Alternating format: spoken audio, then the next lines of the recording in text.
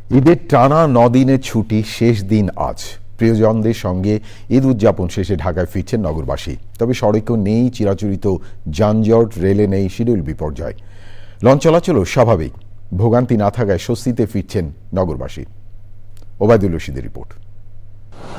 ঈদের ছুটি শেষে রোববার খুলছে অফিস। স্বজনদের সঙ্গে ঈদ উদযাপন শেষে ঢাকামুখী যাত্রীদের নিয়ে বিভিন্ন জেলা থেকে দূরপাল্লার বাস আসছে রাজধানীতে। তাই রাজধানীর প্রবেশ মুখগুলোতে যানবাহনের চাপ গত কয়েকদিনের চেয়ে কিছুটা বেশি। তবে সেই চাপ অন্যবারের মতো নয়। রাস্তা মোটামুটি ক্লিয়ার ছিল, যানজট মোটামুটি চাপ তেমন একটা ছিল না। রাস্তাঘাটে যানজটগুলো ছিল না, মানে মোটামুটি স্মুথলি আসা গেছে আর কি। আগে যে হ্যাসেলগুলো ছিল সেই হ্যাসেলগুলো ছিল না। আন্তনগর ট্রেনগুলোতে নেই যাত্রীদের উপচে পড়া ভিড়। রংপুর এক্সপ্রেস ছাড়া সবগুলো আন্তনগর ট্রেন চলছে নির্ধারিত সময়ে।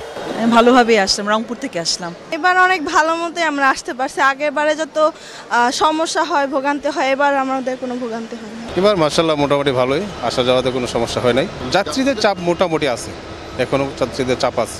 এবার মোটামুটি ভালো আছে, না খুব কোনো কষ্ট না, খুব একটা ভোগান্তি হয়নি।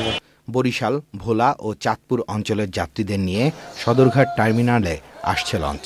তবে এখানেও নেই যাত্রীদের চাপ।